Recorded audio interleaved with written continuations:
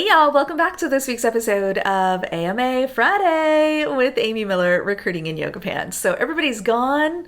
I get to be as loud as I want and keep all the doors open. No angry teenagers shutting the door.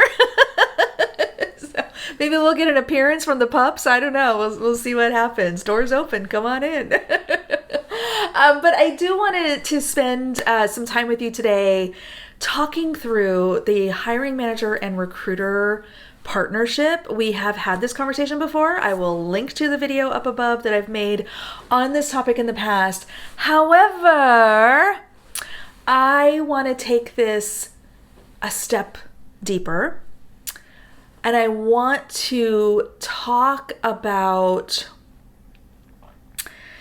I want to help demystify the idea around recruiter gatekeeping.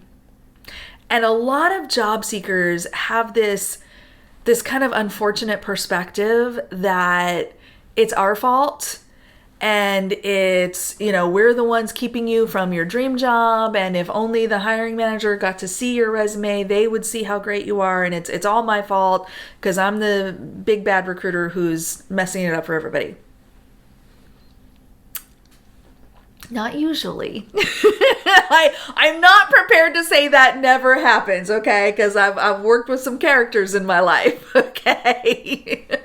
But good recruiters, now our interpretation of good may vary, but I think it's critical to recognize that in many cases, certainly not all, many cases, that recruiter has a really solid partnership with their hiring teams and are acting on behalf of their hiring teams. I joke with my leaders all the time, like, I'll be your bad cop. I will go tell that person no, because you don't want to. Just kidding. That's my job. But I think understanding the background and kind of what happens behind the scenes might help y'all understand why some recruiters operate the way that they do. Okay, so let's start with how a hiring need is established. I think that's really important, and that probably needs to be a video all on its own, like how do we and why do we open recs? But let's start with the hiring need. So this is typically a conversation that started maybe at the beginning of a budget year, maybe, oh my gosh, somebody just resigned, I'm dealing with a backfill situation. Like there's any number of ways that a hiring need can be created. Okay, but once that hiring need is established, the recruiter's job is to sit down with that leader and just really dig into, what do you need? What's absolutely drop dead minimal requirement? What is the bottom line, like can't live without? So we want to establish that criteria. In my experience,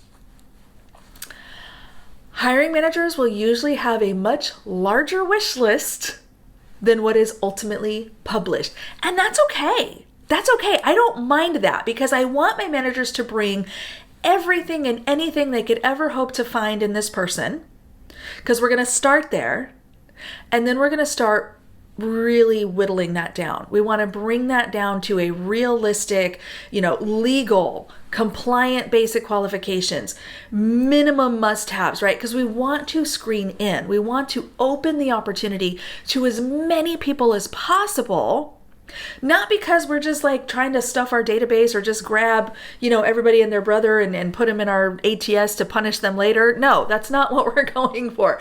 But we do want to try to make this opportunity as available to as many great people as possible, right? Now, I do understand that there have to be some filters. There has to be, you might be working with a company that's bound by OFCCP. So again, those basic qualifications are going to be critical. You might have, maybe this is the first person to do a specific thing. And so you have to have like a really senior, maybe even staff principal type level of expertise. So you're going to create a role in that way. So it starts with that fundamental understanding of like, what exactly are we solving for? And that is going to determine the kind of job posting or hiring need that we're going to now create. So there goes a dog. So I want to, I'll take as big of a wish list as they have. I don't care. I'm not going to get picky about that, but we are going to whittle that down. We are going to really dig into what is absolutely required, what is nice to have but we can live without, where can we train, what are the ramp opportunities, what is the mentorship opportunities, things like that. And that's how we're going to create this hiring need. So now we have it. Now we've established, we've come to an agreement. It's a lot like most negotiations. Nobody gets everything they want, but both people end up leaving at least somewhat satisfied, hopefully, with something we can both live with. And that's what we're now actioning against. So I now, as a recruiter, I have my marching orders. I'm ready to go and search for that person, or I'm taking in those incoming applications and reviewing them through that lens of this is the minimum, this is what the manager really wants, and trying to find a nice pool of people who fit that criteria. This is where it gets tricky because, again, I'm looking through that lens. I'm looking through those required requirements. I'm looking through those hard and fast requirements that we do not have any flexibility on. And that's where a lot of job seekers get frustrated with recruiters because they think it's not fair. They think, well, you're not giving me a chance. Well, honey, you have no idea what I went through to get to this list. Now, here's the thing. Let's turn this around. I want to give you a chance. I want to give everybody a chance. Hey, hiring manager, here's 30 people who don't meet the requirements that you and I agreed on, but I really think you should give them a chance. What do you think the hiring manager's response to that is going to be? Take a beat. I'll wait.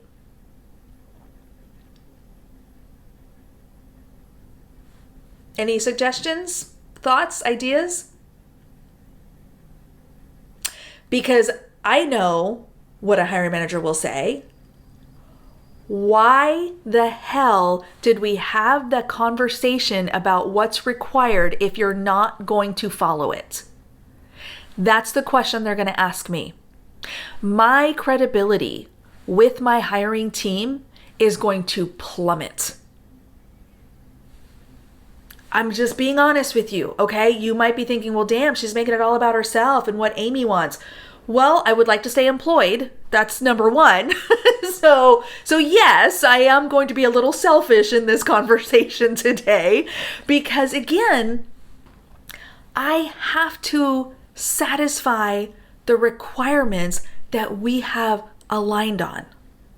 I don't get to go back and say, well, I've decided that that's really not fair and we shouldn't expect an engineer to have an engineering degree.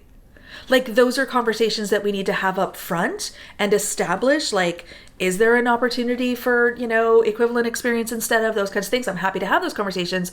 But when it comes to this idea around just letting people kind of randomly shoot their shot or letting junior folks apply to senior level roles and expecting me, the recruiter, to grant access to hiring leaders is unfair at best. Okay? Because number one, as I've mentioned, it's going to impact my credibility, which means that those really, really close ones, like if I'm like, oh man, I know this person is missing like this one thing, but they're great in these other areas, and I had this lengthy conversation and I'm ready to put my name on him and recommend him. I have those conversations every day. But again, I have to pick and choose carefully the shots that make sense to take. This is what I want job seekers to do as well. I am never going to sit up here and tell you you should or should not do this, that, or the other. That is not my decision to make. I simply want to help you understand the potential results, outcome, or barriers that some of those shots may run into. Okay? So it is my job to partner with my hiring leaders. I have to take my guidance from them. They know what they need. They are the technical leader. They are the marketing leader. They are the accounting leader, whatever. They have that expertise. They know what they need to deliver and what it's going to take to deliver that. I am here to help influence. I am here to consult.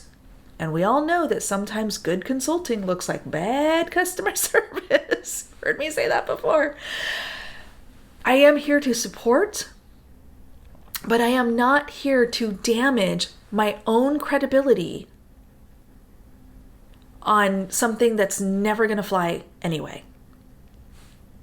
It's an uncomfortable truth. I get it. It doesn't feel good to have to say it out loud, but I really, truly believe, and this channel is built on the idea that the more you understand about how hiring happens and why recruiters do what they do and how hiring managers look at these things, the better off you'll be when it comes to your own job search. That is my goal. So I will not tell you the things that you want to hear. I will not sometimes say the things that feel good, but I will always be honest and transparent with you. So if you are running into that with recruiters, just take a minute, just take a beat and ask yourself, or better yet, ask the recruiter, what kind of feedback are you getting from hiring managers?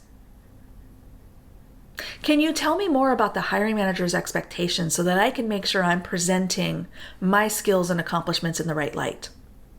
These are wonderful conversations to have. And I will actually close my recruiter phone screens when I'm sourcing. I will actually finish my recruiter call with, is there anything else that you have not shared with me or that we have not discussed that you want a hiring manager to know about you?